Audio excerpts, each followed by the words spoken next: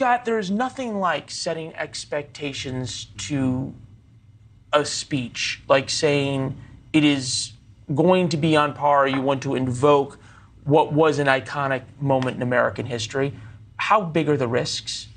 Well, you got to meet that high bar. If you're going to announce it, that's the first thing. But let's remember, this is a presidential election year. Invoking Reagan and U.S. policy and upholding democracy. There's some politics in that speech, too, because remember, the Republican Party is a bit splintered. You have moderate Republicans who aren't happy with Donald Trump, and Biden's got his own issues with his own Democratic Party. And so invoking Reagan, invoking 40 years ago speech, and trying to rise to that level, he's trying to, I think, politically peel off some votes, peel off some independents, some moderates, and this is an opportunity to do that. But he's got to give that speech that Reagan gave. There's a lot of similarities, ironically, not politically, but from a political standpoint. It was a re-election for Reagan, and as it is for Biden. They both were elderly. They both had allegations of their mental acuity slipping and other allegations, given that they had their age. And Reagan's numbers were slipping as well when he gave that speech. And this speech kind of turned things around for him.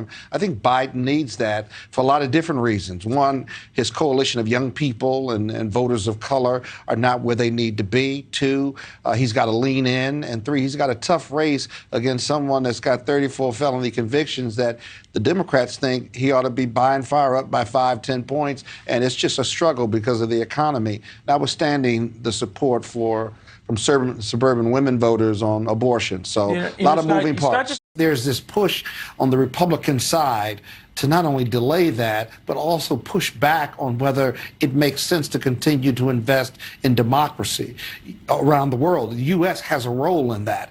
And there's an emotional disconnect or political disconnect in this country between how much, how long, and can Ukraine win? Those are fair questions. And hopefully in this speech today, and as Biden continues to talk about Ukraine, he lays that out for the American people. But he's got to keep talking about it over and over again for America to close some of America's emotional disconnect with the funding of Ukraine.